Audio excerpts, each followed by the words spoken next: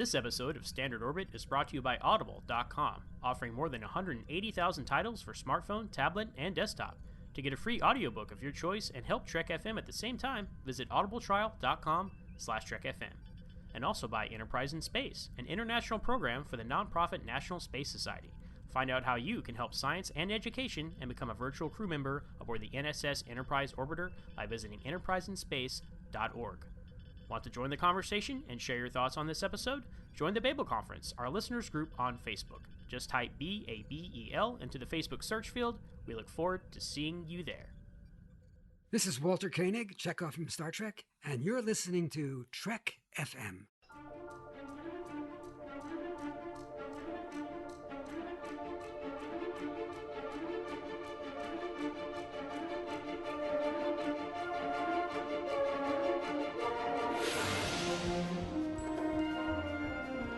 Risk is our business. It's like nothing we've dealt with before. By golly, Jim, I'm beginning to think I can cure a rainy day. I can't change the laws of physics.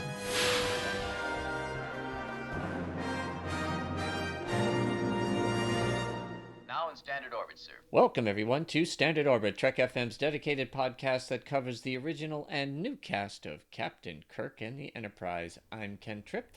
And I'm Hayley Stoddard, coming in from a cold gamma quadrant. And today we'll be discussing some of the main aliens we met in the 2016 film Star Trek Beyond. I can't believe it's been 3 years. Holy moly. This film was launched during the 50th anniversary of Star Trek, and by design, or coincidence, there were 50 new alien species in this film, which was really cool, I think. We don't have close to the amount of time to discuss all of these different species, and we'd have to do a lot of research, I think, to figure out what they were and who they were played by. But we thought it'd be interesting to talk about at least some of our favorites, and especially some of the top 5 new aliens that we meet in this film today. Ken, how are you doing? I'm doing well, Hayley. Thank you.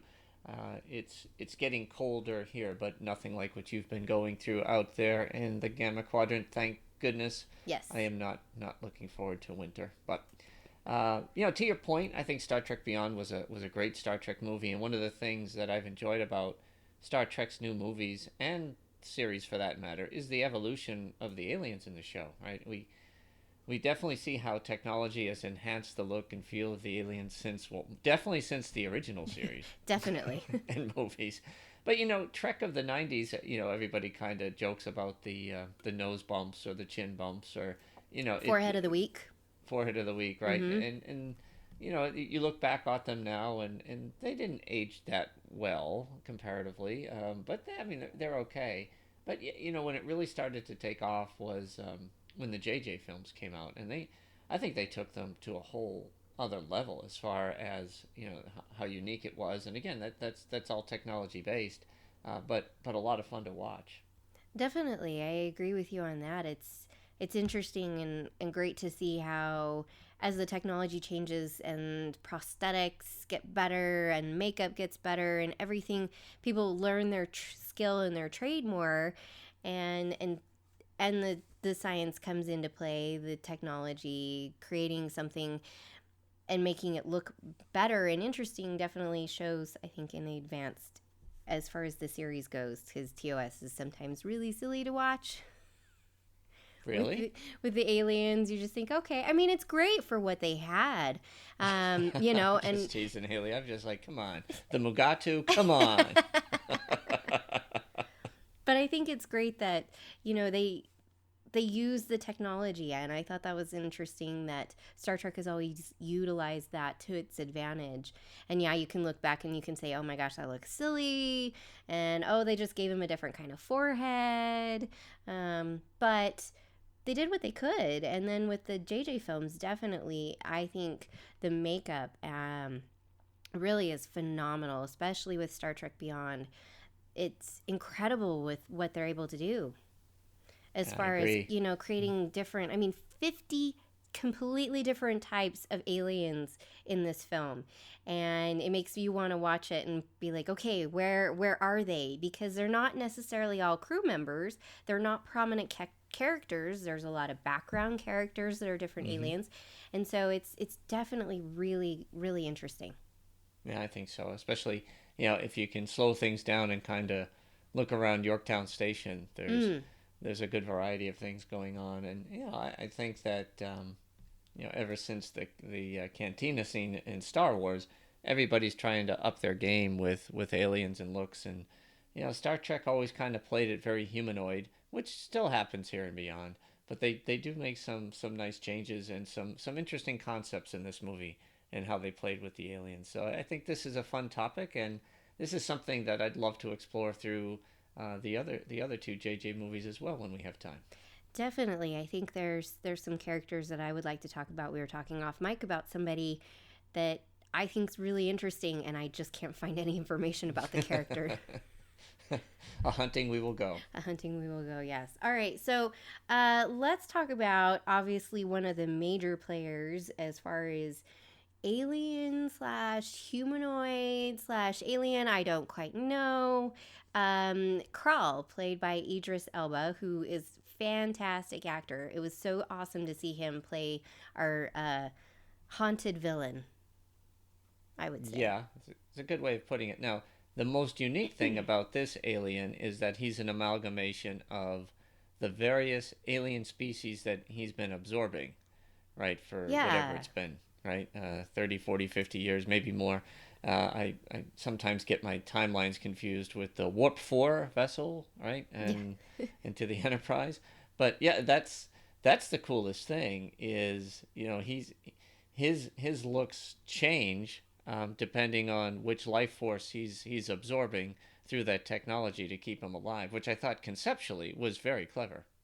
Definitely. It's an interesting idea to think about what happens on a genetic level when you start taking in other DNA sequences that are not your own and maybe not even remotely similar to human DNA. And we have a lot in common with a lot of other things, but deep down there's differences. And so I thought that morphing was really, really interesting. When he brings in, and that's first time you see him absorbing some more, and every time they show him, he looks just a little different and a little weird. I'm really intrigued by how the makeup they did that, just because it's changes so fast that it's really quite interesting. And he's more almost reptilian than anything else, and so you want to know what other types of alien beings that he's encountered and absorbed to keep staying alive.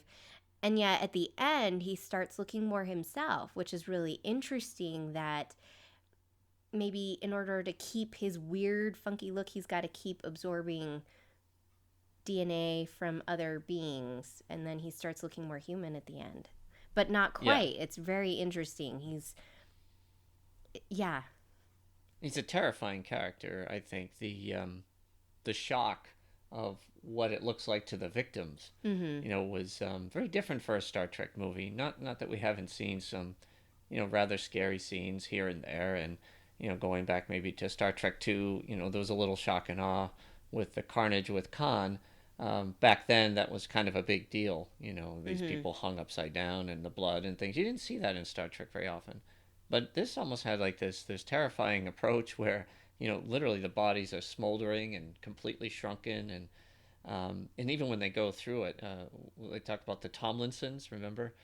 They say they were the victims when they were back down on the planet, and it was a tough thing to watch. And it's science fiction, I get it. It wasn't necessarily terrifying, but made me very, it felt very real, very authentic, and it made Krall come across as being extremely evil. And and they kept that character throughout, and there was a thought that he might turn to the good, especially at the very end, to help the captain, but nope, he wanted to destroy Federation values, all those things, which I thought was good. That happens too much in movies, I think, where people kind of flip the other way, thinking about what they're doing. But to me, I thought it played from A to Z that Krall, he was just a bad alien. Bad. Even though he was really human, still bad. Yeah. Well, and it's interesting to take this anger that he has at being left and abandoned and no one came looking for him and his crew, and to see his crew slowly die, and who knows, how much of his crew, once he found that alien technology to keep himself alive, you have to wonder how many of his crew, aside from his one officer that was with him, did he absorb their DNA and whatever else, because if they're shriveled and looking, it's almost like when you watch, I don't watch horror films, but the few that I've seen, when someone's drained of like all their fluids and everything, their body just your body shrivels up. Yeah. So you just wonder how much else is being taken from them and given to him. Aside from DNA, it has to be fluids, it has to be something else to keep him alive for as long as he's been. But part of our personalities is genetically encoded, and so by him absorbing all of this DNA and everything else from all these other beings, it makes this weird amalgamation and combines with his anger that he's already got towards the Federation at leaving him and his crew, and it really makes him kind of terrifying that you've got this character who's been alive for so long, and his thoughts have to just almost not be close to his own anymore because of the anger and the different things that he's absorbed over the years. And so I like that he doesn't change at the end, and he sticks to his guns about, I'm going to destroy the Federation because they left me and my crew, and it's not the same anymore, and I cannot face the changes that, hey, it's no longer what it was. I don't have to be at war and fighting everything, and we've made friends and peace with some of these beings and races that we've met before, that I met, that we were at war with, and I cannot accept that. I cannot accept that change. So his character is very deep and interesting. I could probably talk about him more. Yeah. Well, that's because he's a reflection of a lot of things that we've seen in history, and we see things evolve where, people who fought, particularly in World War II, they held on to that hatred, that prejudice, because they've seen things that you and I can't even imagine. And so it sticks with them, so I get it. And then you see some folks who, towards the end or as time goes on, have come to peace with what happened, and that bigotry or that animosity towards the enemy evolves, right? And we're seeing that now with people taking trips to Vietnam and talking to the same people they were fighting against. So it's very interesting, that dynamic. But as much as you'd like those storybook endings sometimes, it's not always the way things work out. And I think that they wrote a script, I thought, that hit on a lot. I mean, it was a wonderful script holistically, but I think they captured him fairly well. I think there was a lot of the discussions was, did it really have to even be, a former Federation officer or I think it worked out well, but I know some people were just like, well, why does it always have to be, somebody that's been turned or whatever, or jaundiced towards something? But overall, I think they did well with this character. I thought his makeup, his designs, the way they evolved, were done very well. His voice was menacing. His presence was menacing. It's. I know we'll probably one of these days get a Star Trek where there isn't a quote-unquote villain, where it's a situation again. And it's been a while. It's been a long time since we've seen a Star Trek movie without a quote-unquote bad guy. But they do exist, and I think that it'll be interesting to see if that evolves in any of the new series or whatnot, where there isn't just something evil, but it's more of a mystery that they need to solve. Be fun to see. No, I agree with you on that. I think I agree with you what you said about that he was written well, and I think that it definitely was perfectly, it worked well to have him be a former officer who, because you can see those situations happening. Star Trek's always been a reflection of our own stuff and what's going on currently. You can see something like that happening, where someone is left behind and they get angry and bitter and mad and vengeful and everything else. So I think it worked out really well. And yeah, the makeup was just really interesting, and especially where it changes throughout the film. He doesn't always look the same. And then again, when we get towards the end with Idris Elba, when he start becoming more human, he looks human, but almost also doesn't. And it's very interesting. And how he ends up dying that's phenomenal too in its own way. It was really, really well done. It was. So, all right, well, let's talk about somebody else. And she was kind of a catalyst into this whole, we find out about Krall. This is Kalara. She was an alien, again, who brought the Enterprise into this situation, which is really sad because then we see her die, but that's another topic. The actress, she was played by Lydia Wilson, but when she comes aboard the Enterprise and she's speaking, she was actually voiced by Sarah Maria Forsberg. And she was kind of an interesting character. I liked that this is one of those times where the Universal Translator wasn't quite working. And I think that was so fun to see them have to figure out how to make it so that they could understand her. Because most of the time we meet an alien and they just talk and we totally understand them. And I don't think that should always be the case. So that was one of the aspects of this character that I really enjoyed, even though it's not anything to do with her specifically in the makeup, that the Universal Translator was kind of struggling to translate what she was saying. But her makeup was really neat, too. Yes, she was good looking. The alien was good looking. I'll make sure I phrase that correctly. Again, I think similar to Krall, same background. I guess that's what we assume, right? That she was the hench person who was sent to set everything up, and very believable. The way they played it with her first being picked up at Yorktown, and even the video, with the kind of the fast moving with her face going back and forth, seeming very, very panicked, and then talking through about needing to rescue her crew, and from the time that she was on the bridge of the Enterprise to the fact that they kind of figured out that they had been set up, and they used that against her in order to lure them back. But it was I thought she did a nice job because the first time I seen the movie, I didn't see it coming.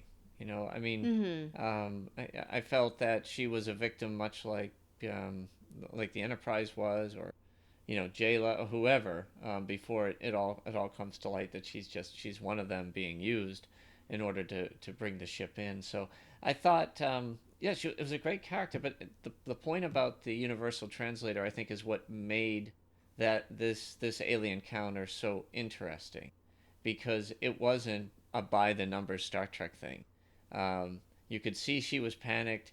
You could see the station bringing her in and trying to get the information. I like the fact that you could hear the alien language and English, or standard as they call it, coming out at the same time. I thought that was really clever, and the way that worked through the rest of the film, it was just different. And to me, that's probably the way most things would work. Now I know that interpretive technology even today has come a long way, but I like that it added to the mystery, made her seem even more alien, and kind of sucked me into the story even more, just the fact that they did it that way. Yeah, and it's definitely interesting. So it doesn't say necessarily that she was, looking at Memory Alpha, that she was on the Franklin, but she was a Federation Starfleet officer until she was stranded on Altamade.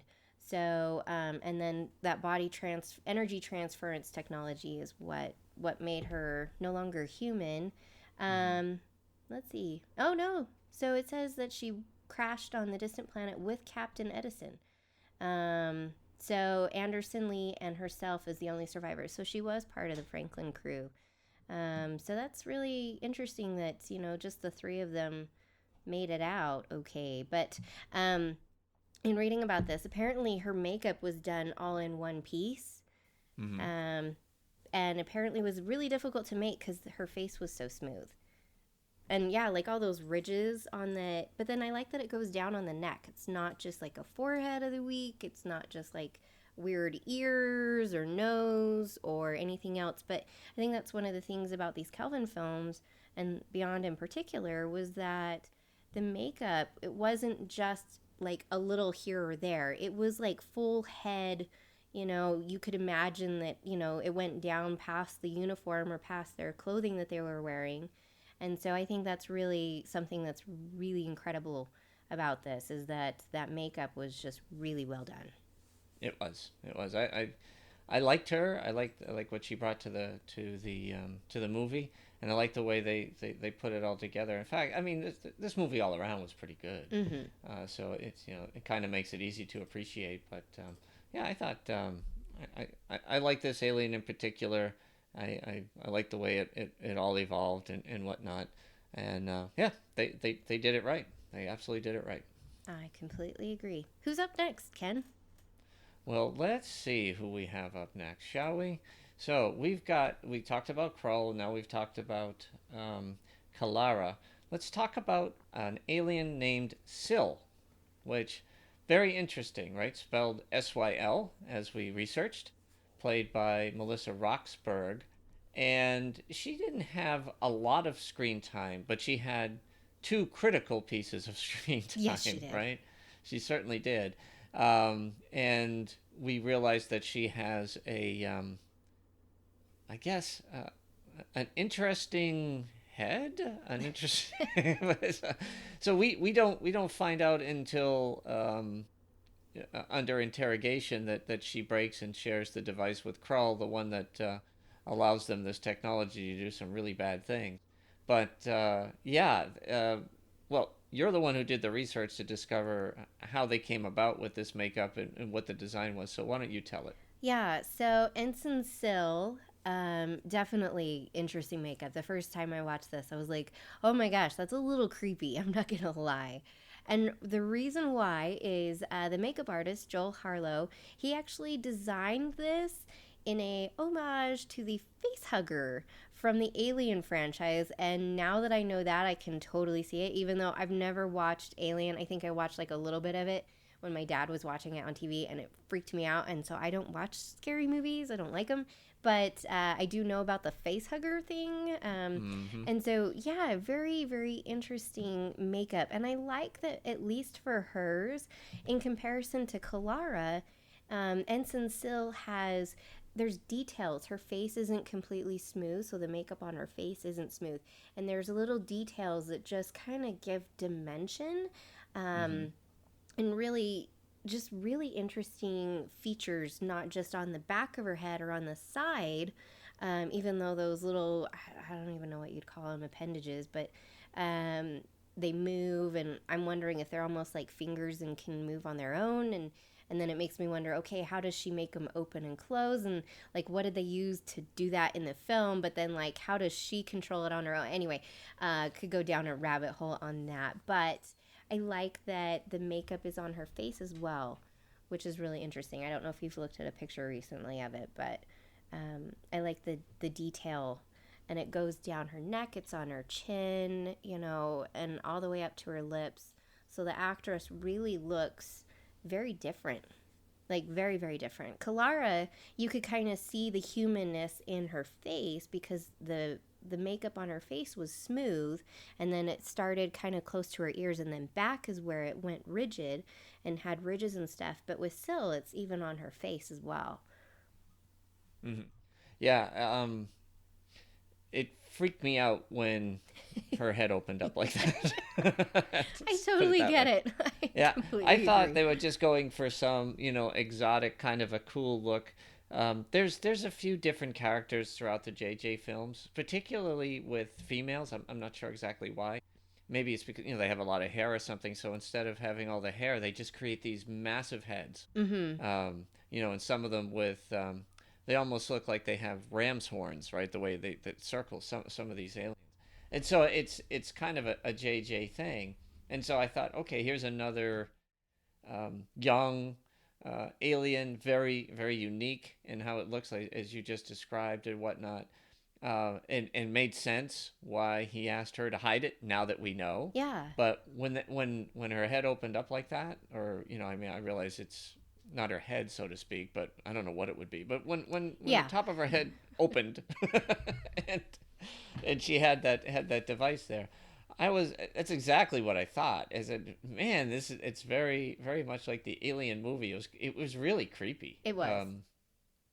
Yeah, yeah. And, and of course with sound effects too, with that kind of slimy sound, parting, I was like, oh man. But clever, damn clever, I have to say.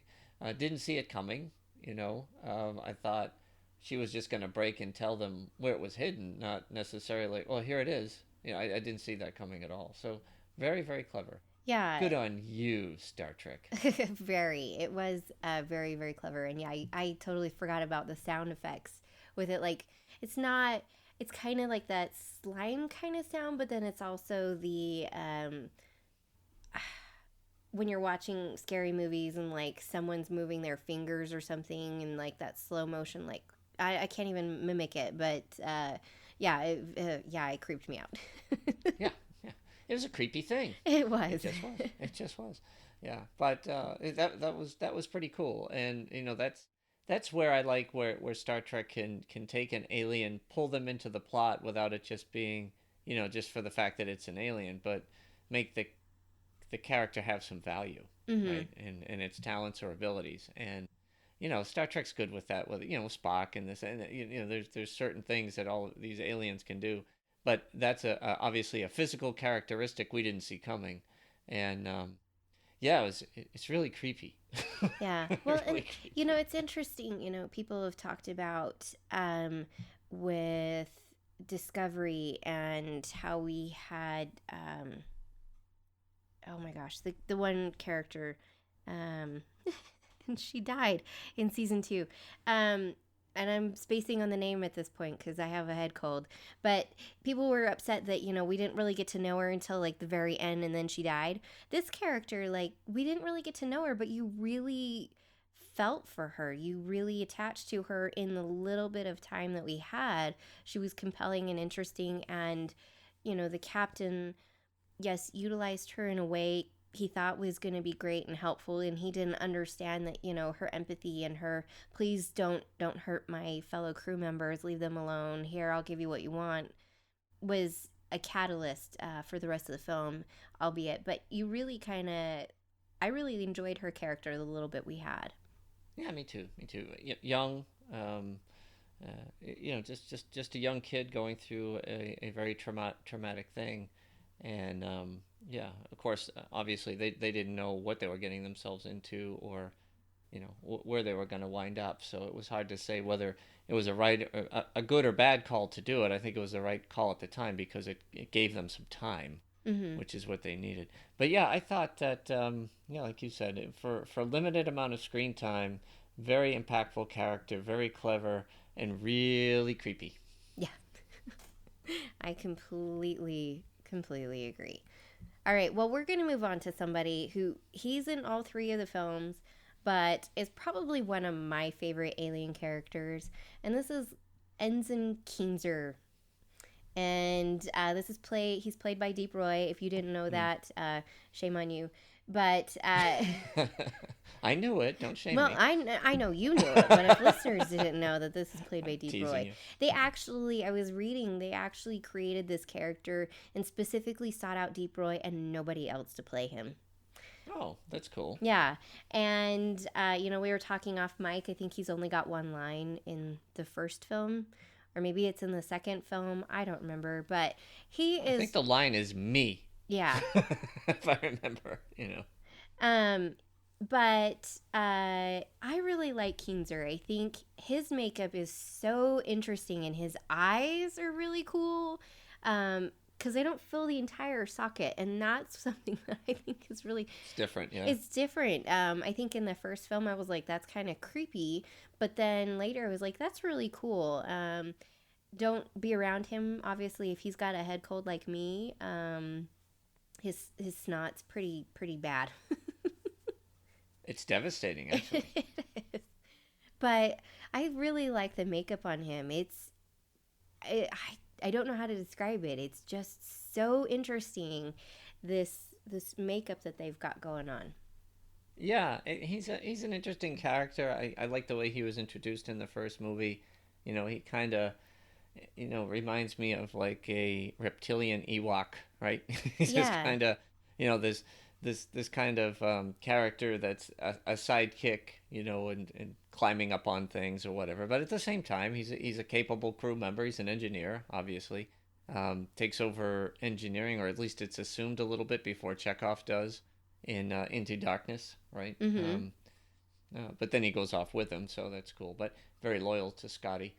But in this movie, you see him a little bit, and you hear him being discussed with him off screen that he has an ailment or whatever, and that it's creating a problem, right? Because it's got this acidy impact, and it's dangerous for the ship.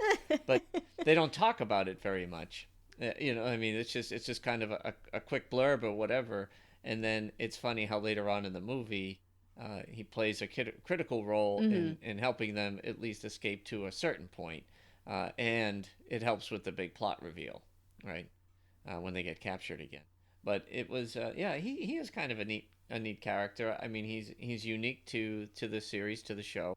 And, I like when you have some continuity with these folks. And, Deep Roy, he's been in a lot of movies. And I keep thinking of, the Chocolate Factory, right? Was the one that you just see him over and over and over and over. He's like same actor that's used in all the scenes with the Oompa Loompas. But yeah, he's a great little character, and I like it a lot, and I like what he did in this movie. Again, he never had huge pieces of these roles or whatnot, but his time on screen always had a little bit. Either it was comical, or in this case, it was comical, and he's helping the rest of the crew, which was kind of neat. Exactly. So I'm looking on here and trying to determine, what they've got as far as their inspiration for the makeup of Keenser. Looks like Simon Pegg once characterized Keenser as an oyster-faced alien. I can kind of see that. Yeah, and it looks like with his eyes, they likened him to, the eyes of crabs, which is understandable. And I guess apparently they were thinking about doing the eyes with just CGI, but then they actually used, they actually had to create him. And so they had to track where his eyes were, or where his face was looking, but then the eyes could move differently. And so I really enjoyed him. I think his character's just, it's interesting, and I really do love the makeup of it. I think his makeup is one of my favorites. It even goes on his neck, and it's all like weird. And yeah, I get the clam or the oyster. That totally makes sense now. Yeah, I don't see it. That's funny. You don't? No, no, but that's okay. I mean, everybody has different interpretations. I kind of took him as being almost like maybe I was just so used to like the Jem'Hadar or something like that. He kind of looked like a mini offshoot of that, and so that was kind of in my head. Not that I thought he was of that species or anything, of course, but I could kind of see sort of a resemblance there. And when you're first introduced, through kind of the the trick of the camera, you don't realize he's small and unassuming. Yeah. They just show it, and then he removes the goggles, and you see. As I call them, the toggle switch eyes there that are going back and forth, which was clever. So, yeah, he's kind of neat. Like I said, he adds to the feel in what is the Kelvin timeline, right? I mean, he's indelibly stamped there, and I like his character. Yeah. Well, and him and Scotty, I think, are just fantastic. Scotty, even though Keenser never talks, Scotty knows what he's saying, I guess. Yeah. Yeah. And they work well together, even though Scotty's always like, "Get down from there! No, you can't come with me," and whatnot. So I enjoy his character quite a bit. Well, I think skipping over into Darkness when Scotty resigns and hands over his pad or whatever it is, and Keenser's right with him and does the same thing. Right? He's like I said, he's extremely loyal. Yeah, which is fantastic. So yes. All right. Ready to take us home? Last one? Yeah. So, probably another very well-known, again, these are kind of the well-known ones, is Jayla, and she's played by Sofia Boutella, which I was so excited to see her because she was in another movie that I just absolutely loved her character. She's a alien scavenger, perhaps, but she's been stranded there. Her family was taken to Altamede, and she escaped. Been living on the Franklin, which I think was just so cool. She's like, you have to save my house. Her character is fantastic, I have to say. And the makeup was really neat. It wasn't a whole lot of ridges and weird ears and foreheads and neck and everything like that. It was face. It was, mostly her face, and then it was just skin, and the black lines and everything like that was really cool. I thought that was really, really interesting, and especially how it goes into her hair. Mm-hmm. Yeah, I think that couple things about Jayla. You're right. They don't ever identify what species she is. In fact, if you look it up, it just says Jayla species. Yeah. So whatever she is, she is. Very exotic look, I thought. Very unique.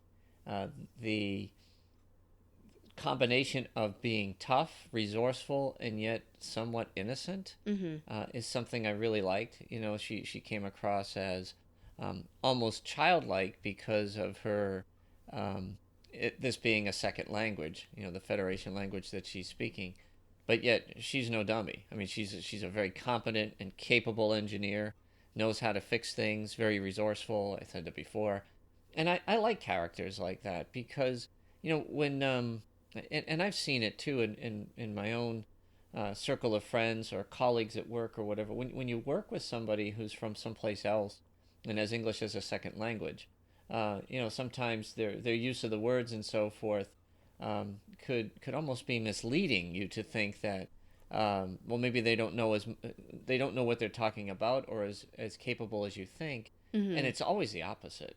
Being able to think in one language and speak in another is very trying and difficult for folks, unless they've been doing it since they were babies. So I really appreciate her. I really do. I think her character is wonderful. I wish that they had made a Star Trek 4. I wish that she would be part of the crew. Yes. She just, like I said, there was everything about her was great. She had that right balance there, but I liked all the gizmos and her capability, and I liked the fact that her and Scotty really hit it off, and it was more like father-daughter, mentor-mentee, that type of thing, harnessing that intellect and skill set, and then at the end, she's going off to Starfleet, which I thought was kind of neat. So hopefully she would have returned, but the one thing that's challenging for these movies is a lot of these folks, not all of them, but a lot of them, they're getting more and more expensive because they're just very popular outside of Star Trek. And for a while, she was taking off there. I know she was in The Mummy. She was in Kingsman. What was the movie you saw that you liked her in?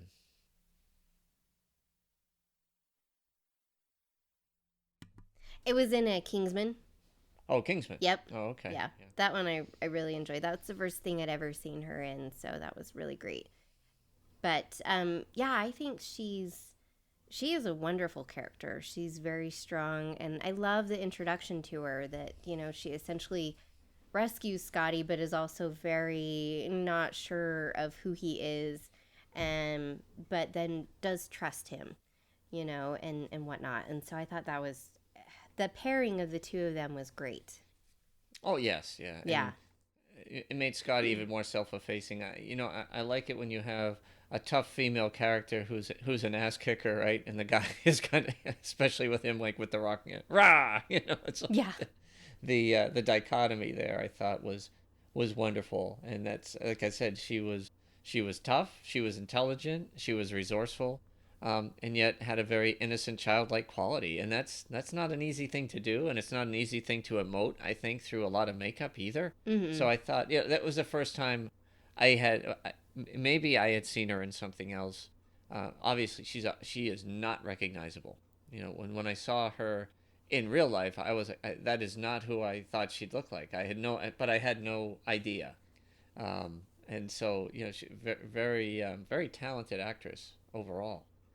But yeah, she did a great job. Sophia did a great job playing this character, and I think she's one of the better. She would have been one of the better additional crew members if they had kept this series going. And hopefully someday they might. But maybe with this merger, they could bring her back somehow, some way. But yeah, again, she's been getting a lot of bigger and bigger roles here and there. So we'll see.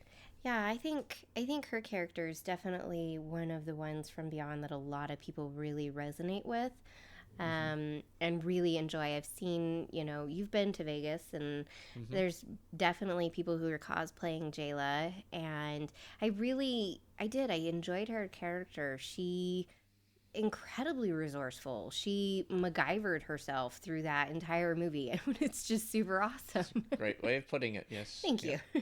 Yeah. She made that ship fly again. Yeah. And, and to put together in the bravery that she had to go back and help Kirk go rescue the rest of his crew from Krall was incredible. It was the whole fight of, I'm not going to go back, and I won't go back there. I'm not going to help you. But then she does. And, and then that scene where she's fighting Krall's number one, and she feels that Kirk's going to leave her, but he doesn't, and everything. Her character really, I think, had a lot of growth in the film, and I definitely agree with you that I would love to have her in the fourth film and come back as, I don't know if necessarily enough time has passed. I mean, they could say enough time's passed that maybe she wouldn't just be an ensign, but I definitely would enjoy seeing her character, working in engineering, or maybe taking over for Chekhov, since that was the thought process, I think. That was mine, yeah. too, Yeah. I know she's an engineer, but at the same time, I think she's capable of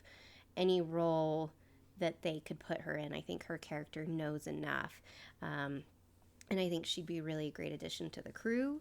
So, fingers crossed, I guess, on that. Mm-hmm. Yeah. Yeah. Mine are still crossed. Yeah, I hope they come up with something. I guess we'll see.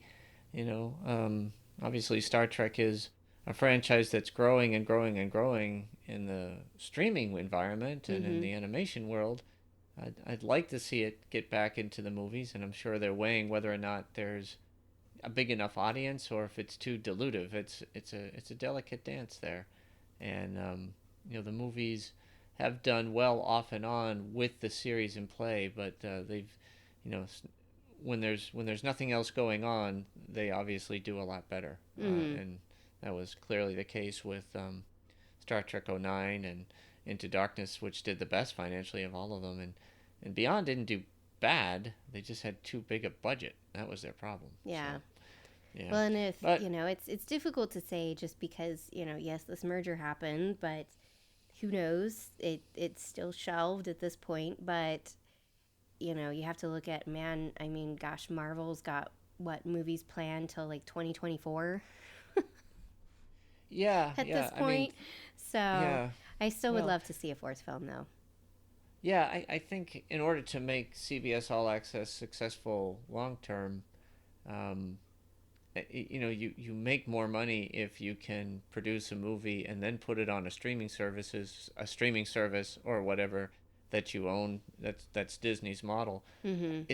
It's completely the right way to go because it gives you just more and more sources of income, unlike Netflix, where their subscribers are their subscribers, so they're not getting any more money or any more subscribers, or hopefully they are with their content, but it doesn't drive any. It's just you're just spending money to keep that service going. Whereas if you can make a movie and then put it on a streaming service, you win twice. Yeah. And then, like Disney, you put it in a theme park or with products, you win 3 times, 4 times, 5 times. Yeah, yep. It just keeps going. But yeah, I guess we'll see. So, final thoughts on our Beyond Alien kind of retrospective here, Hayley? I thought it was great to see all these different types of characters and these different aliens, because I feel that, yes, Star Trek is out there exploring. We're going to encounter, yes, beings that are humanoid and look like us, but at the same time, not all conditions are conducive and the same as our planet. And we would encounter, aliens, things that don't even look like us. And that's something that I've always wanted more of, at least in the television shows of Star Trek, is more beings and species that look humanoidish. At least they're bipeds, they walk on two legs like we do, but are completely different. They don't even look like us. Our universal translator might not necessarily know their language, and it takes a minute to figure it out. And so that's something that this movie really brought was great, because we had all these different aliens that weren't just humanoids. They were aliens. They were biped aliens, and I loved it. There it is. Well, I'm aligned with you, my friend. I think that they did a nice job in this movie. I think the JJ films in general did a good job. I look forward to talking about more of the aliens from these movies in the future as we go along. But this was a good kickoff. And I think these 5 are representative of some of the better qualities of the aliens as we've seen them evolve in Star Trek. So it was great to talk about them with you. I appreciate it. It was fun. It was absolutely fantastic. And I'm glad I didn't hack up along. Yeah, me too. And our listeners even more so, especially the ones on headphones. Yes. So, very good. All right. Well, talking about the Beyond Aliens isn't the only thing that we're talking about across Trek FM. So here's some other topics you may have missed across the network. Previously on Trek.fm, Earl Grey. But good discussion. Like, I love, talking about the science. And Joe, I love that you bring it up. Justin, I need to stop reading it. I'm sorry. I'm doing my final thoughts, and you're all laughing over me. Joe, you need to keep all of this in. This is an intervention, Justin. Okay. Close the window. Oh my gosh. Literary Treks. I talked to Bob Klein, who I had interviewed for Saturday Morning Trek, and he's like, yeah, come on over and let's go look through my garage and see what we find. I'm like, okay. So I drive over there, and I was greeted to 2, those fold-out tables that you have for, like, picnics? 2 of those end to end with, like, 3 boxes larger than file boxes and, like, moving boxes size, and just papers and folders that all had Filmation on it just brought out. Standard Orbit. I bought it when it first came out. I played it for like 2 or 3 days, and I went, what is going on? Am I missing something? Is just I'm not a good player? So, and then I checked on the reviews online, and everyone agreed that it was not a good game, and we were all correct. And introducing our newest show, The Line, a Star Trek Picard podcast. I'm so honored that I was chosen to pick Picard, and as a Next Generation fan, I mean, he was one of my favorite characters, and so I wanted to, and I know how he is extra special to lots of Star Trek fans beyond even just being the character he played on the series. And so I really felt a huge responsibility to try to give the fans something that was enjoyable, but and honored who he was, even though it was staying true to the fact that he is 20 years older. And that's what else is happening on Trek.fm. So check out all of these shows and find out what we're talking about in your favorite corner of the Star Trek universe and beyond. You'll find us wherever you get your podcasts. If you're an Apple user, you can get the show on iTunes or the Apple Podcast app. Be sure to hit the subscribe button. That helps us out greatly and makes it easier for other listeners to find the show. If you're not an Apple user, we've got you covered as well. You can find our shows on Stitcher, TuneIn, Spreaker, SoundCloud, Windows Phone, and of course you can stream and download the MP3 file from our website and grab the RSS link as well. If you would like to get in touch with us here at Trek FM, you can always find us on trek.fm/contact and look in the sidebar on the show page. Or you can go to speakpipe.com/trekfm and please leave us a voice message. You can also contact us through Twitter at TrekFM, Facebook at facebook.com/trekfm, and the Babel Conference. Type the Babel Conference, that's BABEL, into the search field on Facebook, or go to our website at trekfm.com and click discussion on the menu bar. Another way you can help us keep all of our shows coming to you each week is to become a patron of the network on Patreon. If you visit patreon.com/trekfm, that's patreon.com/trekfm, you'll find our current goals and different milestone contribution levels, along with all of the great perks we have for you. These perks include early access to content, exclusive content, producer credit, seats on our content development team, and more. We really appreciate any support you can give us and hope you'll join the team. Again, you'll find the details at patreon.com/trekfm. Speaking of Patreon, thank you as always to our associate producers for Standard Orbit. They are Norman C. Lau, Nick Anastasio, Tim Robertson, Richard Marquez, Corey Elrod, Dan Rhodes, and Mike Richards. Your contributions and support mean the world to us, and we appreciate you being associate producers on Standard Orbit. You can find me on Twitter at Trekkie01D.